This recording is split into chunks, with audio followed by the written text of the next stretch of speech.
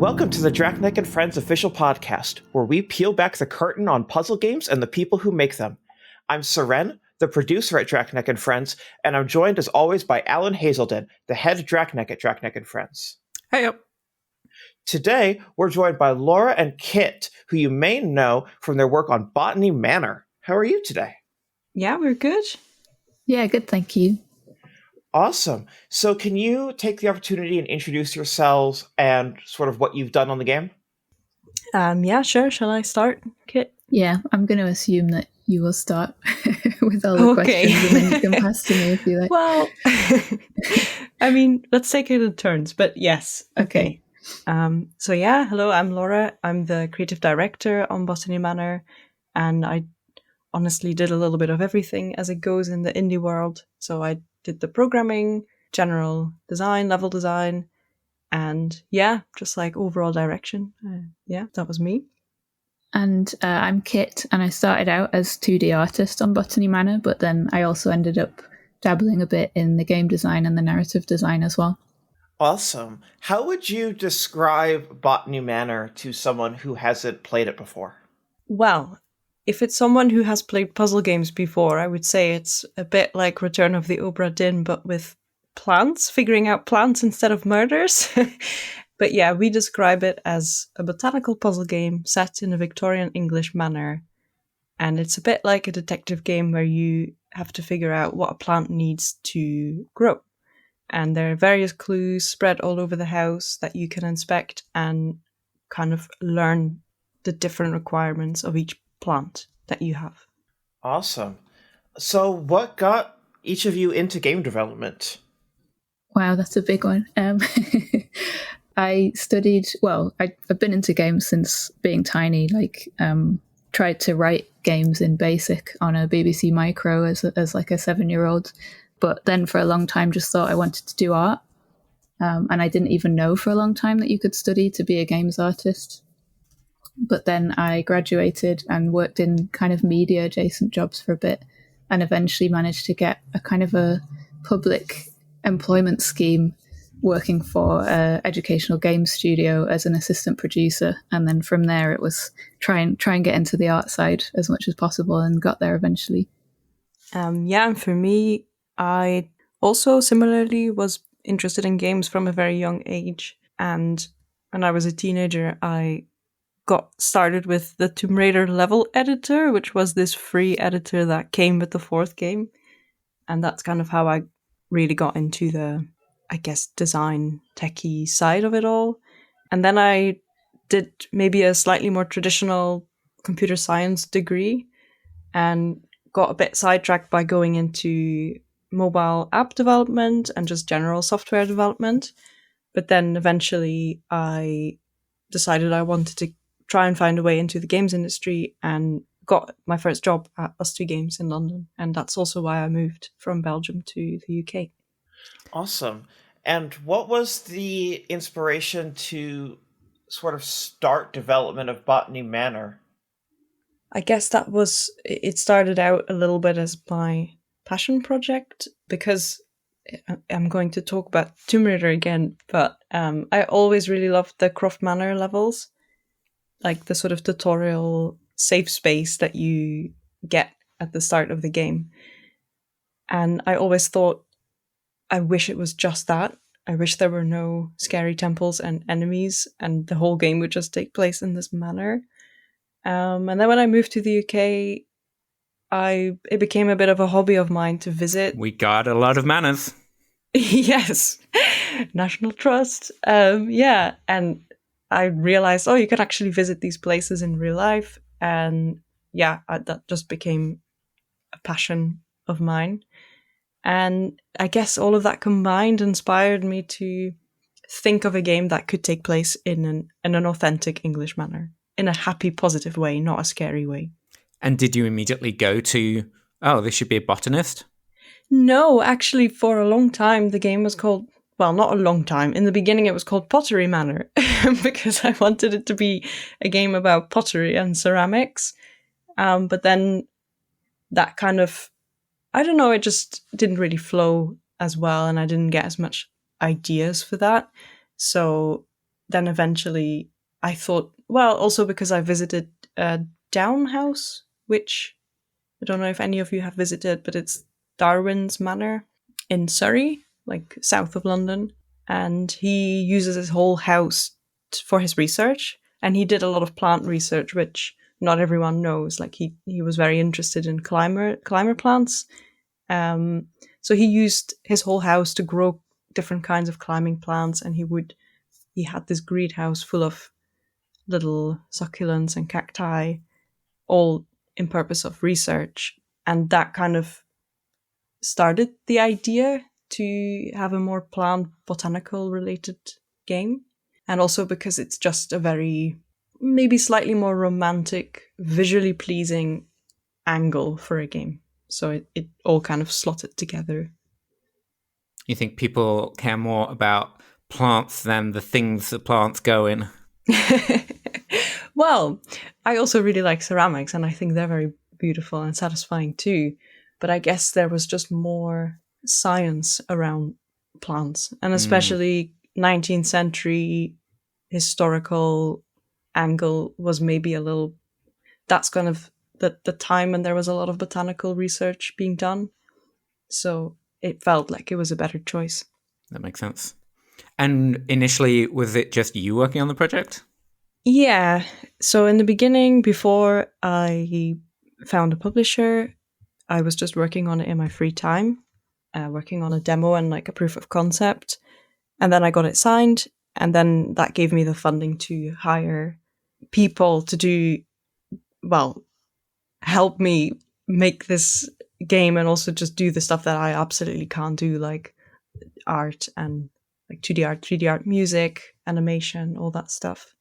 And yeah, we found eventually it was the 5 of us. So we had Tim doing the 3D, Jim doing the animations, Thomas doing the music and the sound, and then Kitt the 2D art. And also, yeah, Kitt earlier said she dabbled a bit in the design. I think she did a lot more than that. Yeah, she contributed a massive amount to the narrative design, especially. So we were like creatively very good collaborators on the game. Thank you. So I think my next question is like, once you decided to make it plants, what were the immediate things that changed going from pottery to botany, like mechanically speaking? Yeah, well, I should clarify first that I never even got to the stage of actually prototyping mechanics besides the thought of you sculpt a pot or something. So it was all very conceptual still at that stage.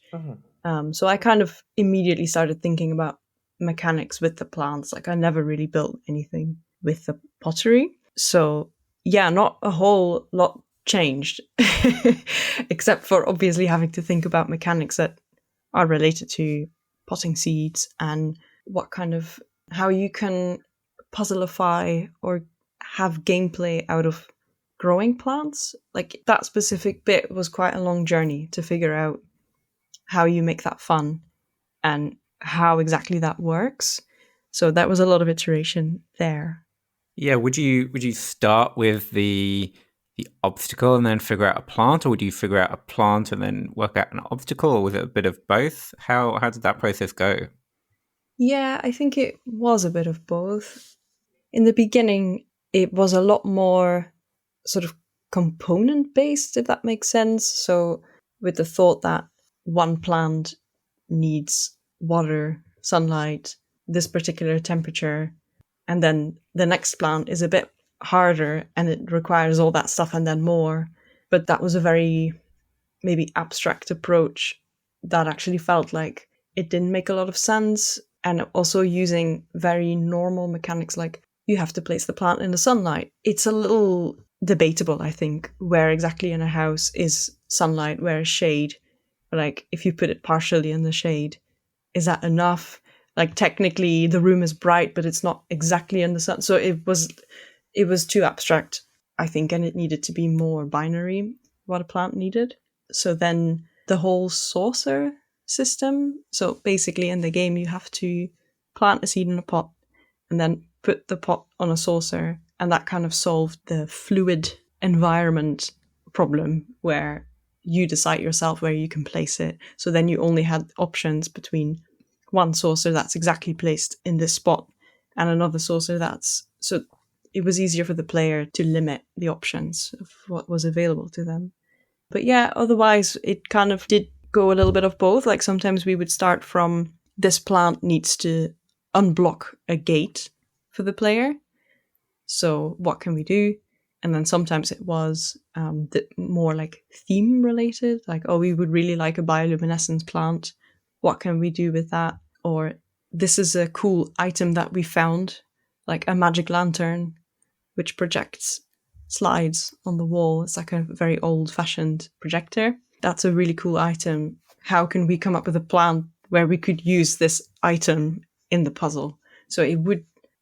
Yeah, this is one of my favorite terms in game design or when I think of puzzles, but I always like to bring up a spider chart, which has different labels. So, for example, one plant has a very strong theme, or another plant has a very cool animation when it grows. And then another plant has a very cool mechanic interaction to make it grow. So we would always make sure that each plant had 10 out of 10 for all of the different cool factors of a puzzle. That's really interesting. Do you remember what all of the cool factors were?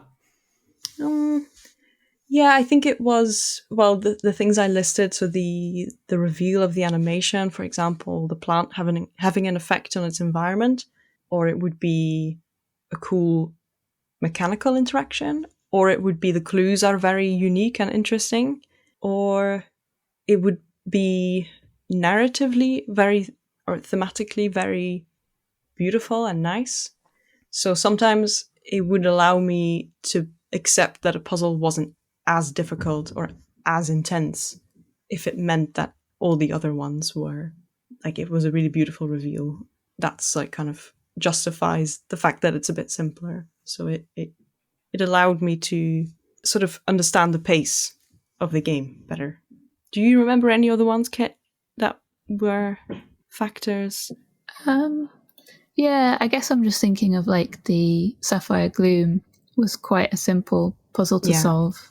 So it didn't have any it didn't score very highly on the complex mechanic factor, but it was a mushroom. It had this symbiotic relationship with the tree that it was growing on. Yeah, so it's kind of had its own uniqueness factor. And then where we placed it in the game in relation to some other non-plant-based solving that you had to do also kind of balanced out the fact that it wasn't as difficult a puzzle. Yeah, that's generally a difficult thing to figure out as well. Like, the difficulty progression in your game, it doesn't have to be linear. It doesn't have to scale up. Like, simple, slightly harder, really hard, hardest of hard. And we allowed ourselves to just dip back and give the player a breather, which also makes it easier for us to design a puzzle that's a little simpler, like a sort of intermezzo puzzle, if that makes sense. So Botany Manor came out on PC and consoles, and I would love to know, from your perspective, do you think that different audiences responded to the game differently or to different things in the game? It's interesting. It's hard to get a true picture of what players think, of course, other than what you read on social media and Steam community and things like that. But there was definitely different types of players responding to different things. Some people really appreciating certain things about the game, like the difficulty factor or that sort of thing. And then different types of players being maybe a bit frustrated that the game wasn't longer. I haven't stood back and thought about it in terms of PC versus console.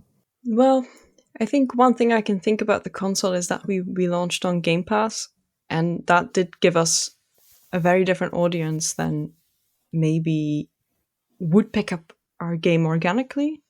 And that was actually quite nice because we had a lot of people who would normally play Call of Duty and, I don't know, other shooter games try this one out and be pleasantly surprised by it. And that was kind of a fun experience that even audiences that wouldn't necessarily have played it did get to play it through Game Pass and then actually liked it, which we didn't expect either.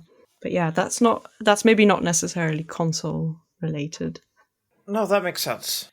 Do you think that... I'm just thinking about this because it's hard for me to like put my thoughts on the game into words. I really like it, first of all. Like, this is not because I don't like it and I'm afraid of bothering you, but I think it's more like because of the environment art and the theming, it's very, very casual, cozy, friendly, and then the gameplay is very, very deep and puzzly.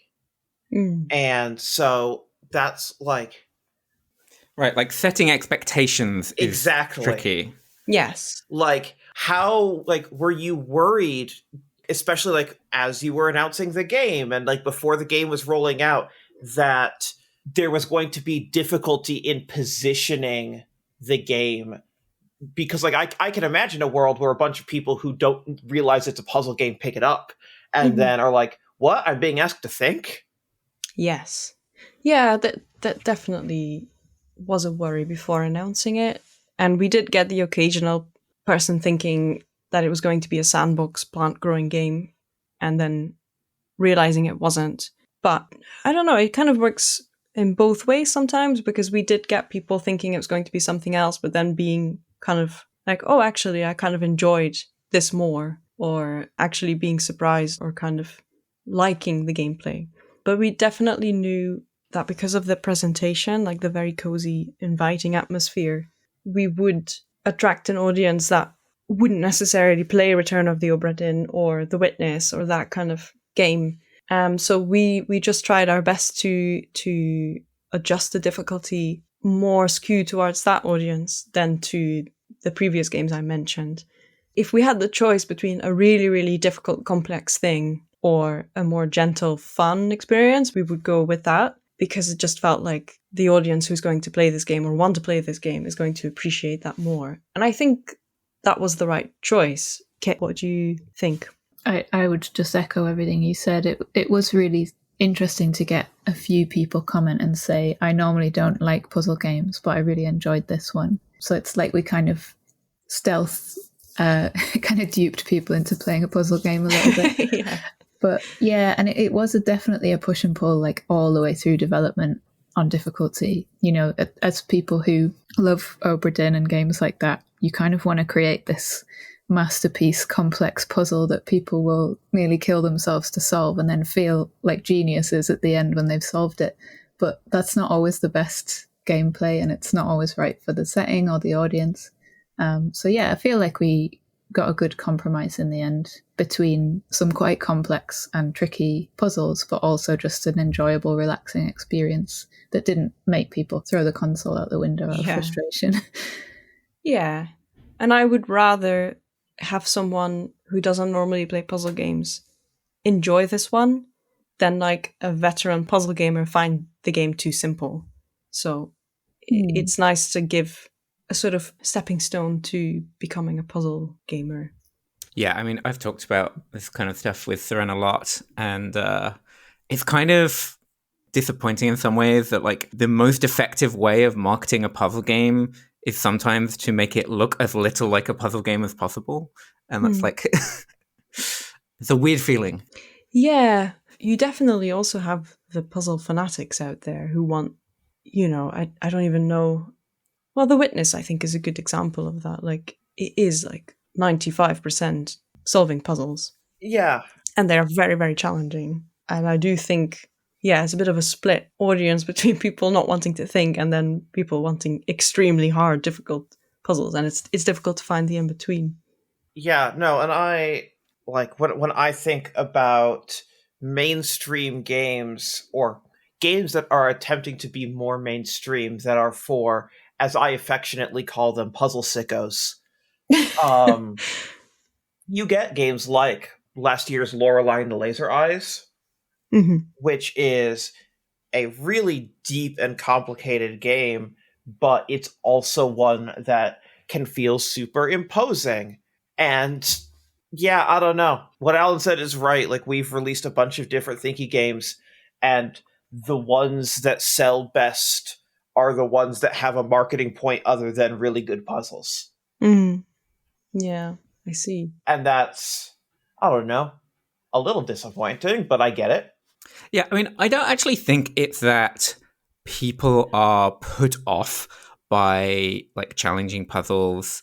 Like The Witness as an example, like there's a lot of puzzles, like it's very thinky, and like that didn't stop people wanting to play it. But that also wasn't what brought people to The Witness. I mean, maybe it's brought some people, but I think first and foremost, that game gets traction because it looks really nice. Yeah. And then that's one way of getting people in. And then once people are in, they're like, oh yeah, there's some puzzles and I can solve them.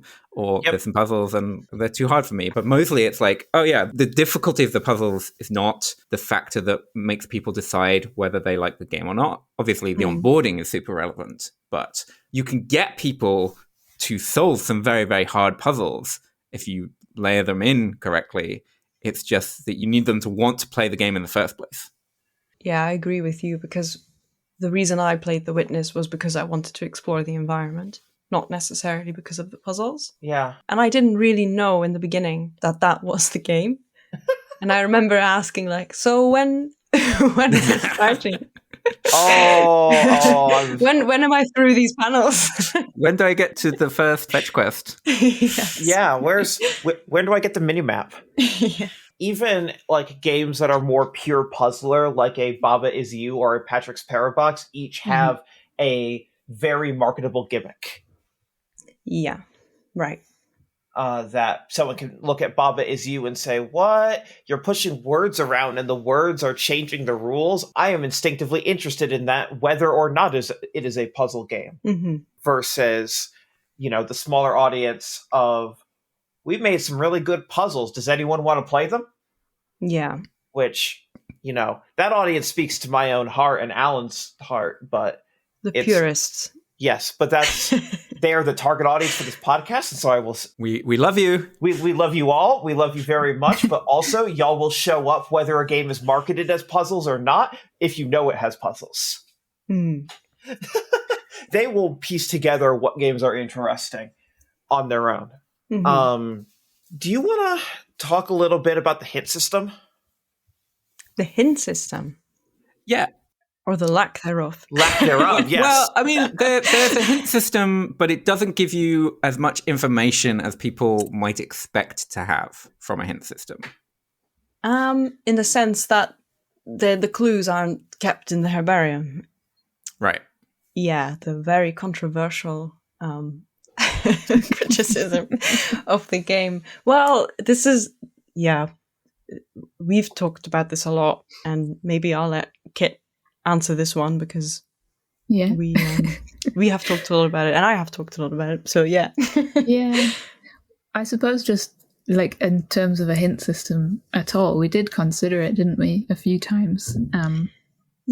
Well, the herbarium was supposed to be, that is the hint system, but I think it's a little bit like you can't have A and then not have B, so people expected that to then be more, but actually validating the clues in the herbarium, that was supposed to be the hint system, and it's actually completely optional. Like, you don't have to do it, but we saw that everyone actually does it because they find it fun to organize their clues. So the controversial thing is that a lot of people really wanted to keep the clues in the herbarium, or keep the clues just in a viewable panel of some kind, and is agonized too strong a word? No, we agonized. We really went backwards and forwards on it. Like, so a lot of players, like in the Steam community and stuff, they're like, request, please add the ability to, and it's like, well, you finished the game now, so even if we add it now, is it going to be helpful? But we really, really thought about it and went backwards and forwards, and ultimately the game would have moved into the book. Like in Obra Dinn, there's exploration and there's the book, but the book really has a lot more layers than our herbarium had. And with everything being black and white, it just felt it flows a lot more naturally in that game. And we really wanted this game to be about the environment and to be about exploring and that sense of place and that relaxation and mood. And as soon as everything is accessible in a book or in a panel away from that environment, the game would then move really into that panel. And we just felt like that would be a lesser game. You would lose something. It is frustrating to walk backwards and forwards around the house to go and look at a tiny piece of paper that you could have just put in your pocket. But also, I think we had like 80 clues. Yeah. Over 80 clues by the end. So to then be like sifting through 80 pieces, they weren't all Victorian pieces of paper, but a vast majority of them were Victorian pieces of paper. Like, I would rather wander around this beautiful environment to look at those things than to just sort through like a Rolodex of clues. So I stand by the decision that we made. I think it was the right one. Yeah, I think I agree. Like, you can kind of picture a hypothetical playthrough of the version where all the information gets added to the book, where you're just kind of speed running, like running around the house, clicking on things but not even reading them, find the next thing, click on it, not really read it. Yeah. Like, oh yeah, I found a thing, now into the book. And that's just less engaging of a way to play the game. Yeah. And we did really try to make, well, we put all the effort into creating a mental map for the player. Mm-hmm. Like, we didn't put the effort into developing a way to keep the clues in your inventory, but we really, really tried to make the clues unique enough and fit in their environment. For example, the Alpine climbing guide is like surrounded by climbing gear and right next to the tower that you need it for.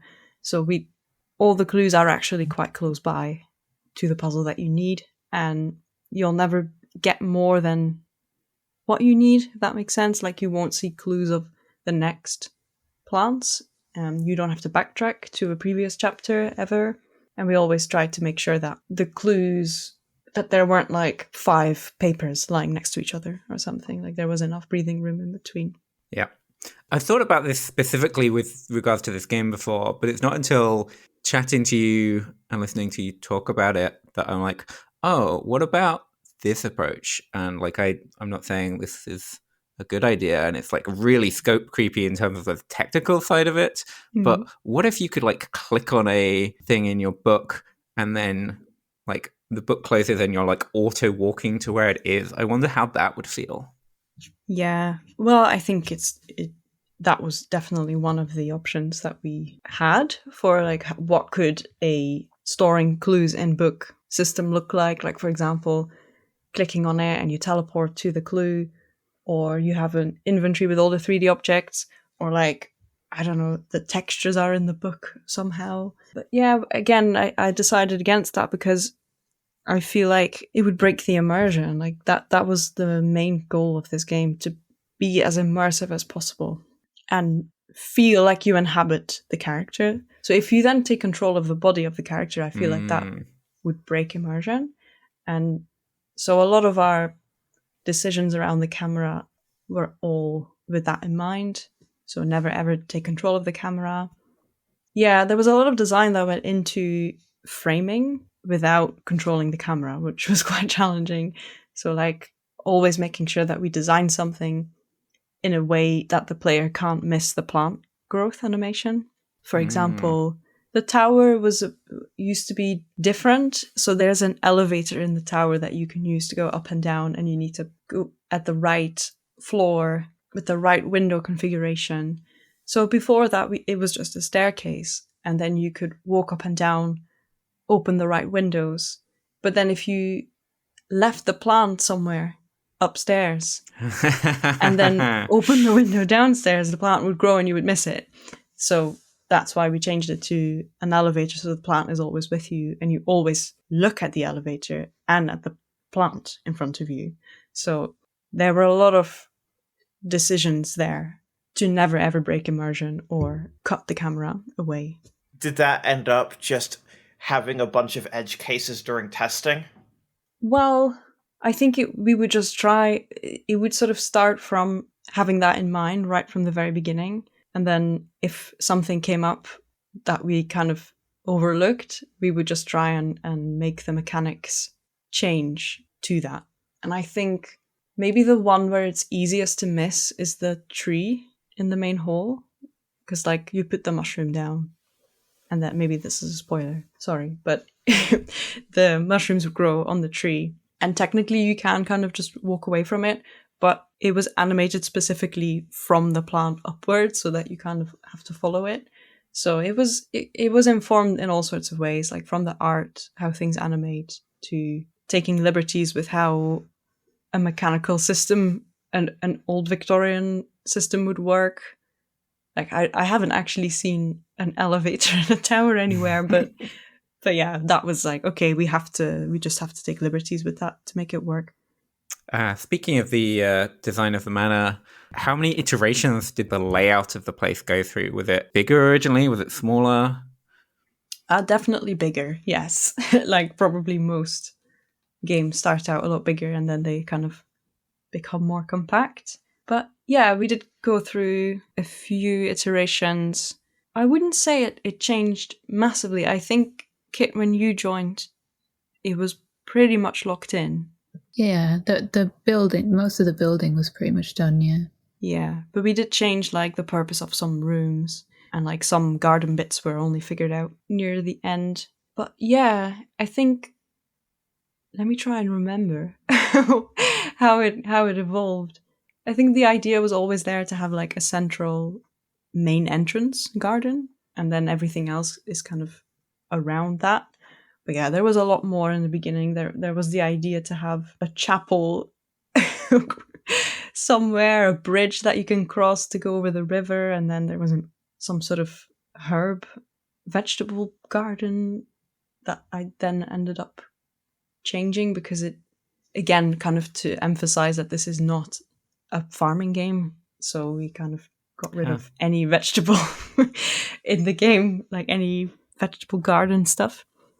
Yeah, but other than that, I think we had this sort of way of working that I have adopted from Joe Wall at Us Two Games, who is a designer there, called the Cool Board.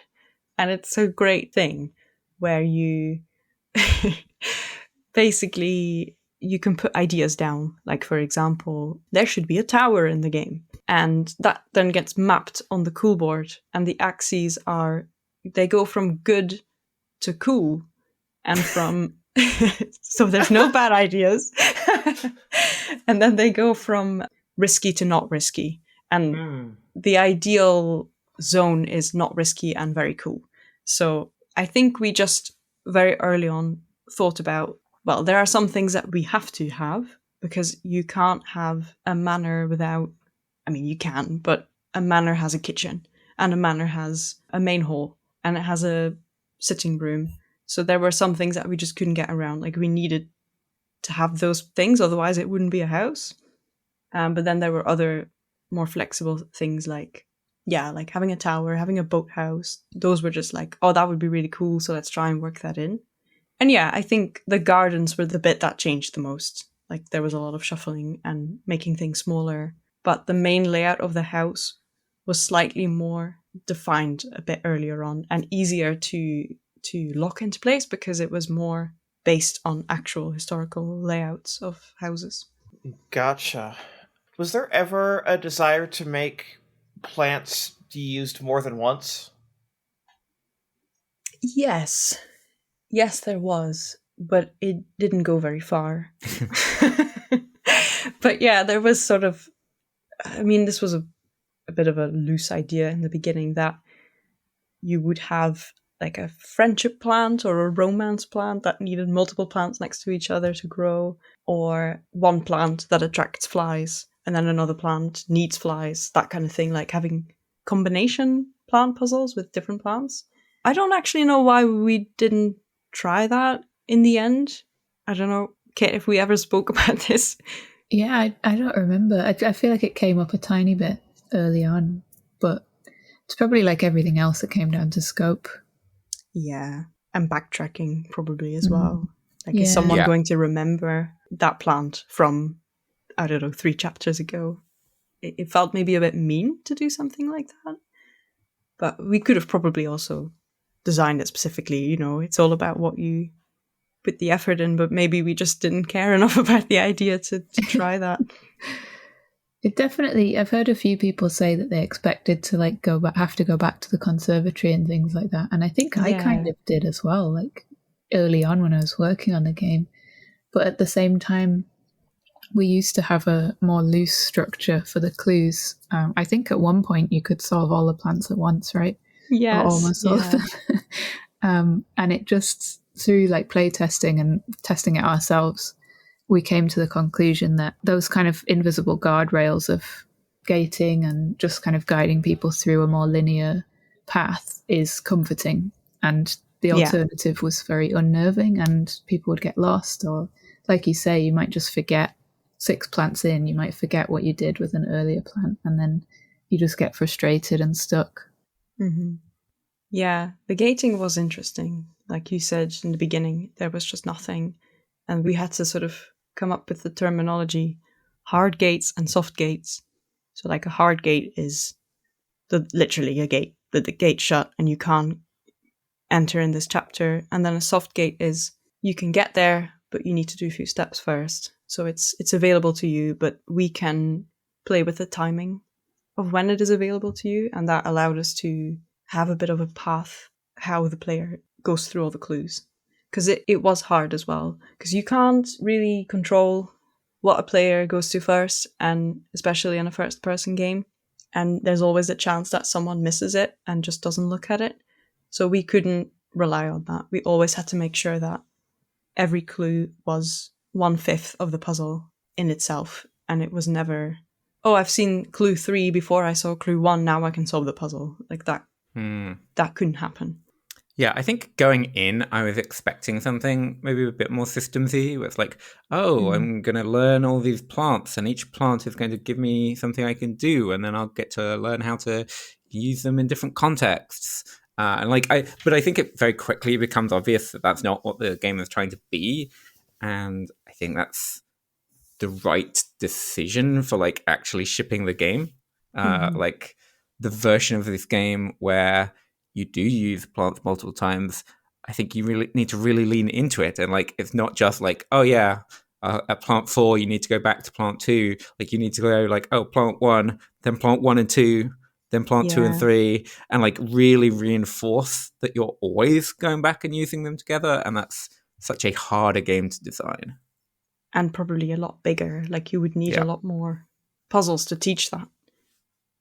And like making a plant was quite a big production thing because it needed to be designed. It needed to be, concepted, animated, modeled. So, and then there's more constraints on what the plants do because it's not just a single time thing. Yeah, it would be a lot harder to design. I think so for sure. But yeah, the first plant, that was a very conscious design to set the expectation that these plants are kind of fantasy and unique. It's not like this one needs this soil with this, I don't know, really grounded plant botanical things, like the pH level of this soil needs to be that. Like it was more, I guess, binary. Like this plant needs temperature, this plant needs light. It's completely different every time, so it couldn't like bleed through each other too much. Yeah.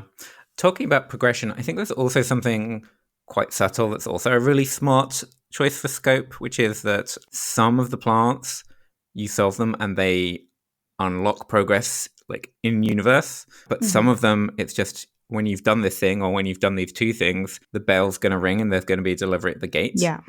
I'm curious, was that a distinction you had from the start? No.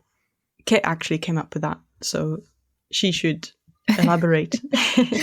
Yeah, the gating, it was kind of funny because we were like, wouldn't it be great if it wasn't lazy game design to just get a new key every 3 puzzles and a door that you can open? And then we did actually end up having at least one thing that functions as a key to open a door, which we just couldn't get away from. So we just tried to be as creative as possible about how that worked. But yeah, I think we were kind of brainstorming for a while about how to lock players out from later puzzles in an elegant way. And ultimately, the kind of receiving of parcels just felt like quite a sweet, sort of slightly exciting thing to happen. And also, it's quite a solitary game. Even though you've got all of the letters and things you can read about these background characters, it's still kind of eerily silent. There's no actual characters or animations. or voices. So that was just an extra way to make the world feel real and lived in, and less, Silent Hill kind of I'm wandering around a spooky manor vibes. Yeah, I guess the only other option would have been to do something like that you find a letter and it says, "Oh, I've dropped the key behind the cupboard somewhere," and then only let that appear once you've read the letter. So that felt like too cheeky. So I think the Gatehouse was the most immersive way of doing that. Yeah, I still kind of laugh to myself a little bit when I remember that some ironsmiths came and installed a door and then only later delivered the handle for the door. But maybe that's a little bit of a wink to the player. Yeah. Before we wrap up, do you have any questions for Alan and I? I think we both came up with one. Maybe, Kit, do you want to say your question? Sure, yeah. I guess I was wondering, as people who love puzzle sickos, if you describe yourselves as puzzle sickos, I'm a bit of a puzzle sicko, I think. What do you wish there was more of in the puzzle world? So, I feel like, we made Botany Manor because we felt like there was not enough deep, challenging puzzles where the environment is relaxing and beautiful. So I'm interested to know, for both of you, what you think there is a hole in the kind of puzzle game industry, or what you wish there was more of, or what you'd like to play more of that doesn't exist. Alan, you go first because mine isn't possible. I don't know about doesn't exist, but I think I would love to see more games that are approachable to a very wide range of players and work well for them, who work well both for very casual players who are just lured in for good vibes or something, and for the really, really puzzle sickos who want the hardest puzzles possible. I think it's really, really tough to hit both audiences, but I think you having the stuff that the puzzle sickos love will unlock something in some of the people that are there more for the casual vibes. But also, I think having a game that can ease you into that stuff is good for even the people who want the puzzle sicko stuff. So I think it's a hard thing to balance, but if you can balance, I think it's really, really positive in all aspects. So I'd love to see more games that can thread that needle. Yeah, agreed. For me, the version that so I'm a producer, and so this is why I was like, oh, it can't happen, because I would never. I would scream if someone tried to actually suggest making this.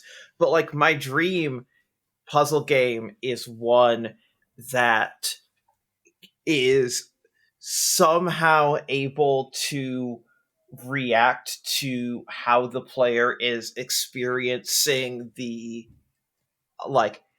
you're solving this mechanic really easily and you're having trouble with this one, or you're and be able to adjust the difficulty or the put you on different game design tracks based on your play experience, but that's not feasible at all. So I think my actual I think back to a game like Threes that starts out that just gets more complicated the better you are at it, by not necessarily introducing new mechanics, but just by virtue of the more progress you make, the more difficult the same mechanics intrinsically become.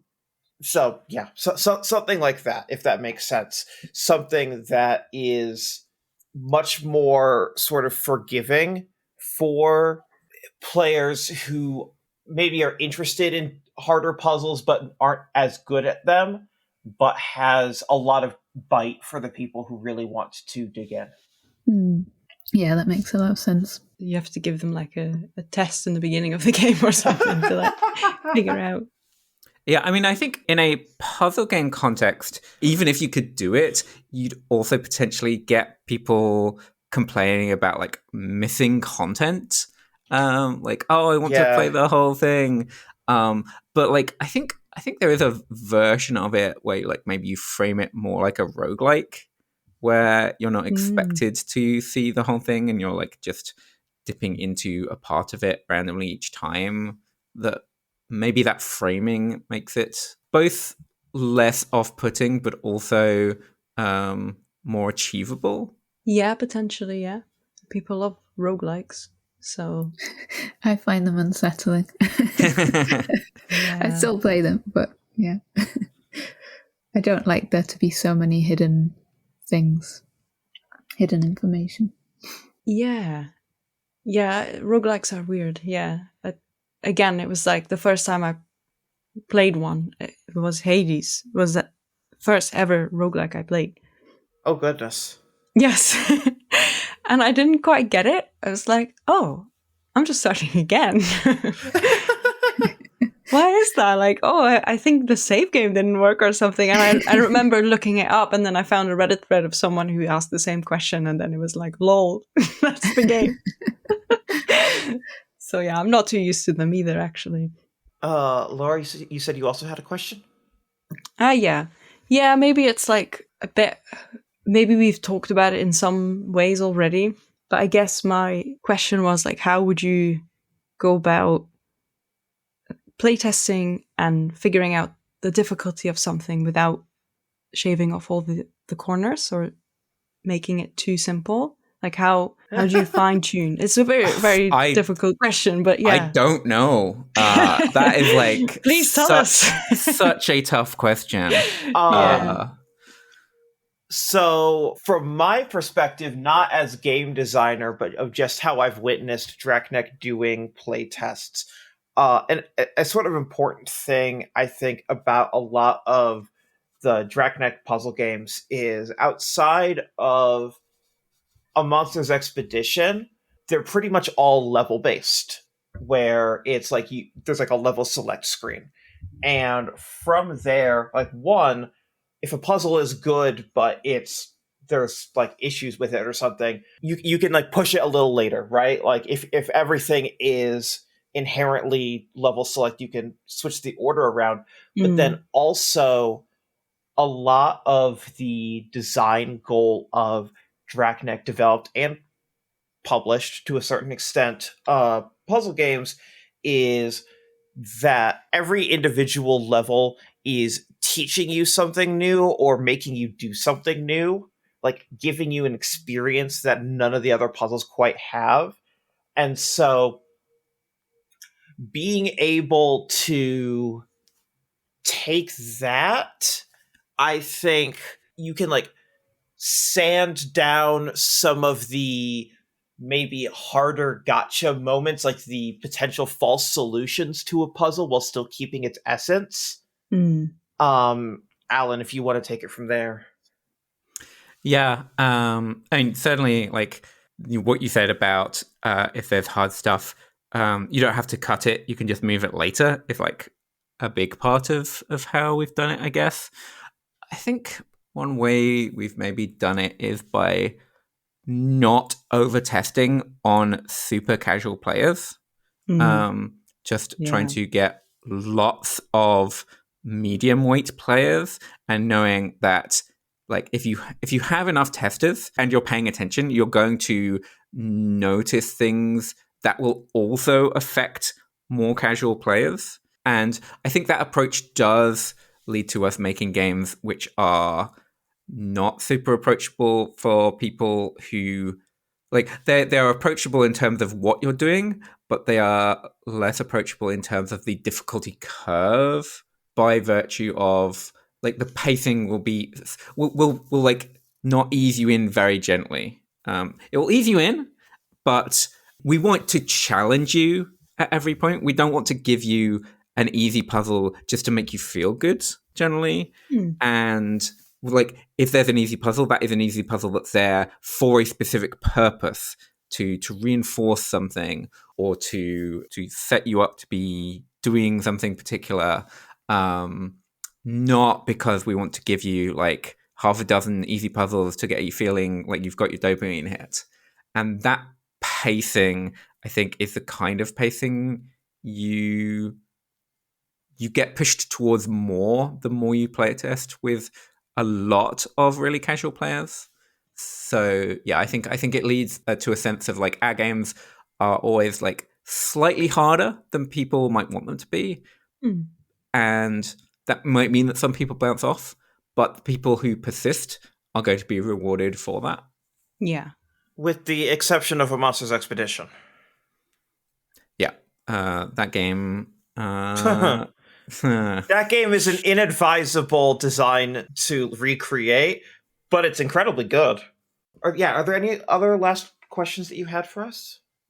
Not that we talked about, but what's the latest puzzle game you've played? Oh, yeah. Alan, you've played more recently than I have. Yeah, I played some in Next Fest. Oh, yeah. I played the Tempopo demo. Yeah, me too. Yeah, a little bit. Yes. That's very, very cute, very pleasant, pretty casual. Mm-hmm. But yeah, interesting stuff. I played a game with another demo, Orbis, which is like a solo co-op. Like you're switching between two spheres that are rolling around and activating buttons that let the other one go around. And then I played a little bit of the DLC for Leap Year, which Leap Year is a really, really great kind of Metroidvania-y game where you're this dude and you're jumping, but your jump height is like really, like it becomes fatal very quickly. And so you are learning to like navigate this environment without killing yourself. But then it layers in a lot of surprising interactions that are systemic and have always been there, but you get taught to them slowly throughout the course of the game. And then, this DLC is basically assuming you have the knowledge of all of the mechanics that you were taught over the course of the base game. And then like, what would it be like to just assume you have all that information? And here's the new map, new set of puzzles, new set of like routing challenges, figuring out, how do I get from A to B? Yeah. That's cool.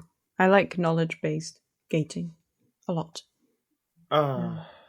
Yeah, and then I recently finished up The Root Trees Are Dead, which that's still on my list. The hype is real on that game. Good to know. And then I also played the updated demo for Pup Champs in Next Fest. That game is delightful and adorable. Also, haven't played it. Hearing a lot of buzz for this game, Type Help, which is on itch. It's also a very detective-y thing that, seeing a lot of people say good things about it. So if you like Obra Dinn, if you like your game, like... Nah. Yeah. Yeah, or a Golden Idol, I suppose. Yeah, Golden Idol Retrieve. It seems like it's playing in that kind of space, but with like a text mode computer interface. Okay. No. Alan, when you started with that tone and you were like, I've heard a lot of good things about, I literally thought the next words were going to be the electrifying incident. Oh, I mean, yeah. I thought you were about to plug our own game. And we should do that more on this podcast. I don't know. It always feels disrespectful. When's this episode going to be coming out? Is it going to be around the time that our game is coming out? Yeah, this episode is slated to come out probably March 27. That's going to be really funny if this doesn't come out on March 27. March 27, there's still like a couple of weeks to go, so you can be eagerly anticipating it still. Yes. All right. Well, thank you so much, Laure and Kitt, for joining us. Yeah, thank you for having us. Yeah, thank you. It's been fun. Where can people find you online? Oh, dear. I'm not that online anymore. You don't have to have an answer. The answer could be don't perceive me. I guess all the usual stuff. Blue Sky and Instagram and Twitter. How much of that is still happening? But yeah. Kit, how about you? Yeah, I'm on Blue Sky. I don't... Is it tweet? What is it, like bleep? Tweet, post, whatever. I don't post very often, but I'm on Blue Sky. My handle is just my name, wherever I am, Instagram. Awesome. Well, thank you again, and thank you for listening to the Drachneck and Friends official podcast. Our music is by Priscilla Snow, who you can find at ghoulnoise.bandcamp.com. Our podcast artwork is by Adam DeGrandis. Our podcast is edited by Melanie Zawodniak. Please rate and review us on your podcast service of choice, and be sure to tune in next episode for more interesting conversations.